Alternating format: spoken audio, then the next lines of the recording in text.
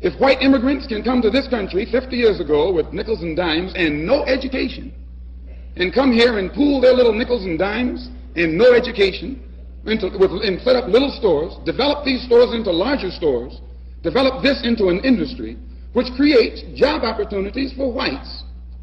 Since Lincoln was supposed to have freed the black man 100 years ago, and today the black man, according to the government economists, has spending power of $20 billion per year. We feel that with the black man spending $20 billion a year, not setting up any businesses, not creating any industry, not creating any job opportunities for his own kind, he's not in a moral position to point the finger today at the white man and tell the white man that he's discriminating against him for not giving him a job in factories that he himself set up. If the black man has $20 billion, and these so-called Negro leaders are such geniuses that they can integrate white restaurants and integrate white factories and force themselves into that which the white man has set up, they should use this same ingenuity to show the black people how to pool our wealth and set up something of our own. And then we won't have to force our way into his anymore. One more thing I would like to point out concerning what he said about 125th Street. We don't waste our time on 125th Street, but you can reach more people in the street who want to change than you can in the bourgeoisie society, the bourgeoisie church, and the bourgeoisie circles. Our program is directed toward the man in the street.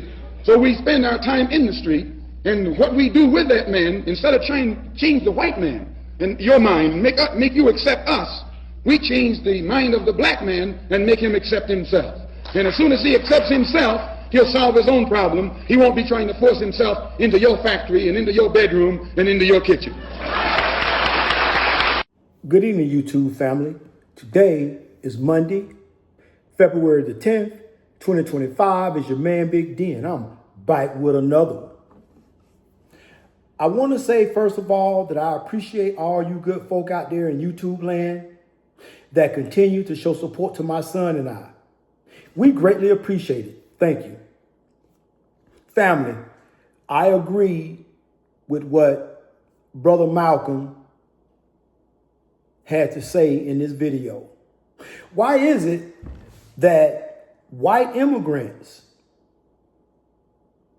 white folks can come to this country, and albeit off the bikes of black folks, but nonetheless, they can come to this country as immigrants and wind up creating all types of businesses, wealth, generational wealth. People that was not born in this country. Because, yes, indeed, some of our ancestors was brought to this country against their will. But for the better part of us, we were born here. So if you got folk that can immigrate into this country and they can surpass black folk when it comes to economics, well, we got a problem. As Brother Malcolm stated, black folks on average contribute $910 billion towards the economy. And not only that was in 2019. But when you start talking about 2030, black folks are projected to reach about $1.7 trillion of power that they pour back into the economy. So that tells me that we're not doing too shabby, but by and large, the racial wealth gap between black and white households remains very large, huge. So, like Brother Malcolm said, if immigrants can come into this country and make it happen, why haven't we done something? These immigrants came here with no education.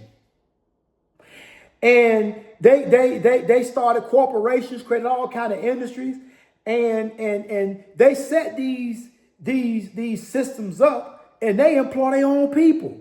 That's right. These white folks that come into this country don't have no education, no nothing, and albeit on the bikes of black folks in some situations, Why is it that we as a black community as a whole have not done anything? How come is it we've not recreated what they've done? If it ain't broke, don't fix it. You don't need to recreate the wheel. But there is a game plan that has been laid out and set forth that proves the work. Black Wall Street did it. They did it in Tulsa. So why is it in 2025 we don't have the same wherewithal to do the same thing? You know why we don't do it, family? Because we so busy caught up with I'm a better rapper than you.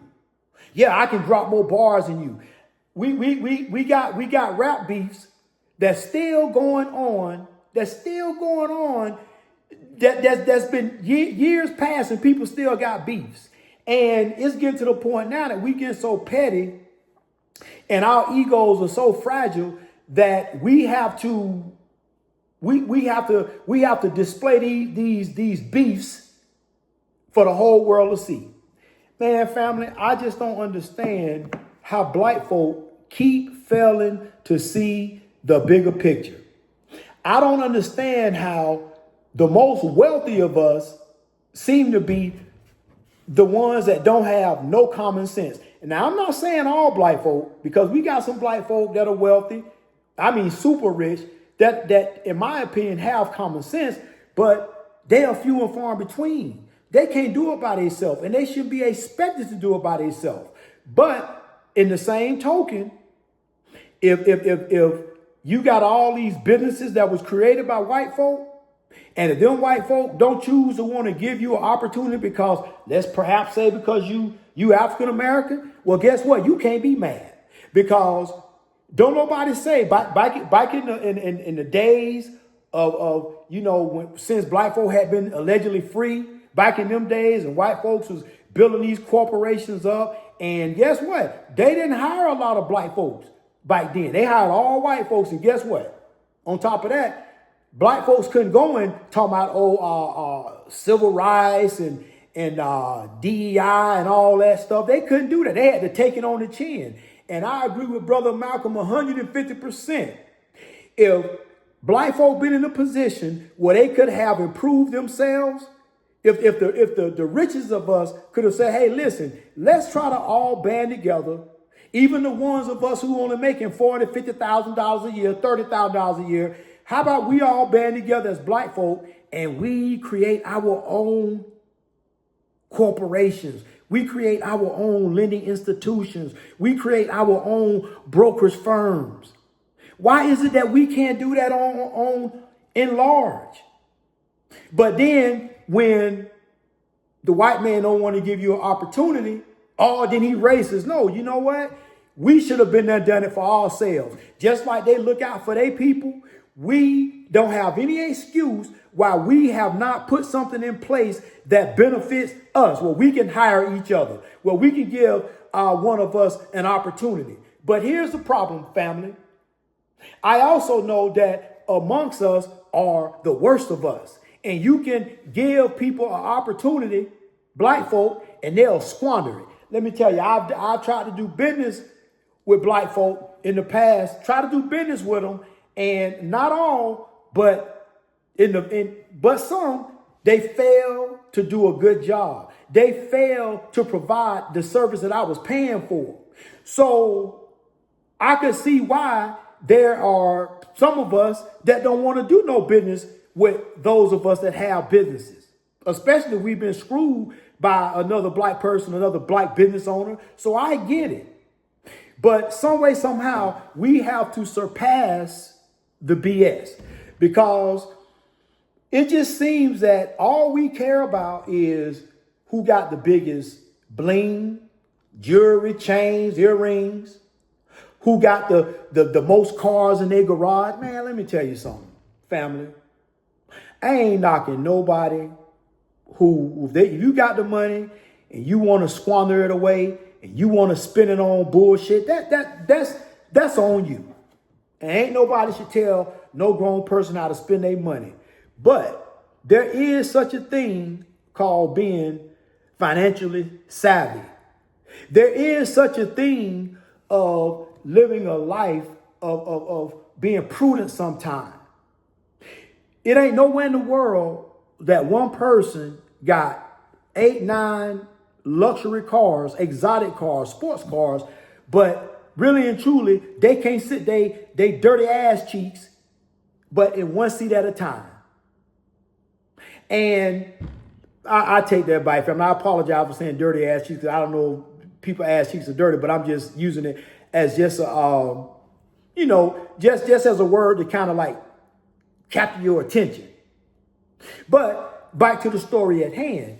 The fact is that if you got all these cars in your garage, and you got 5 and 6 houses, and I mean you got 5 and 6 houses that you're not renting out, all you doing is just paying taxes on them, and you got all these cars, and all you doing is paying auto insurance on all these exotic cars, and you ain't even driving them, you ain't even starting them, and you still got to get oil changes and what have you, because oil breaks down. Even if you don't drive the car, just sitting there, oil starts to break down.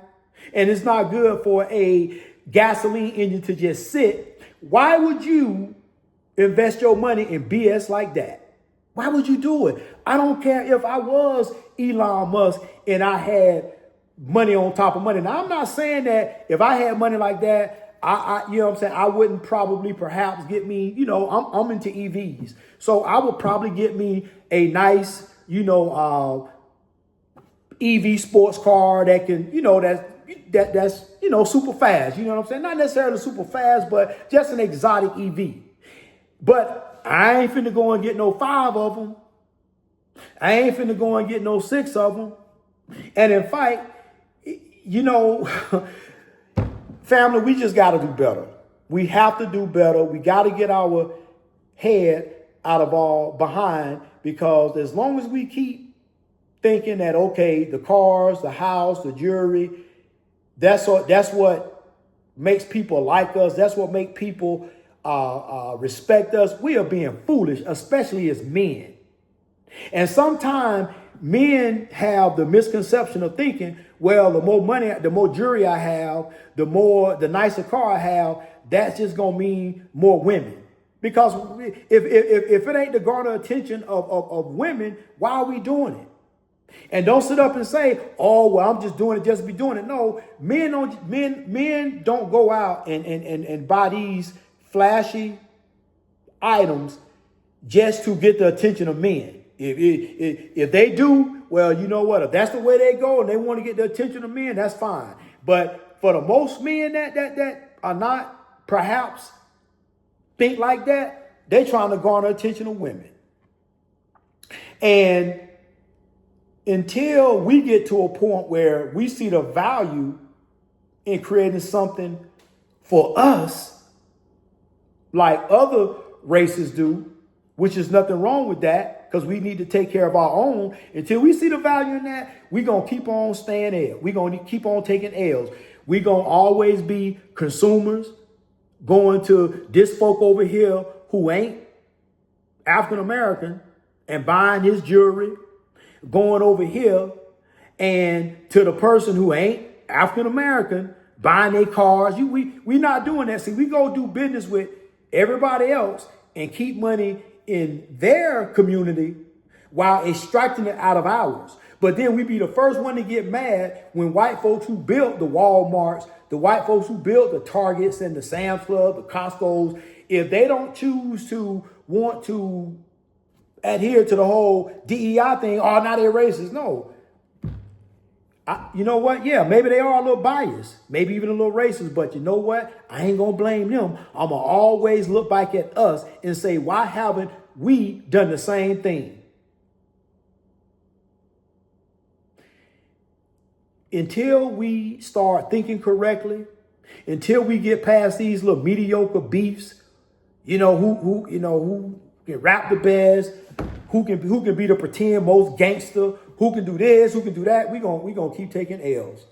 We're gonna keep taking L's, and America is gonna continuously be left behind while the rest of the world passes us by. Because I know we got it all figured out over here. We know what it takes to allegedly make it work and make it happen, but yet and still, most of us still broke. Most of us still barely getting by. And what are we doing to contribute to society? What are we doing that's positive?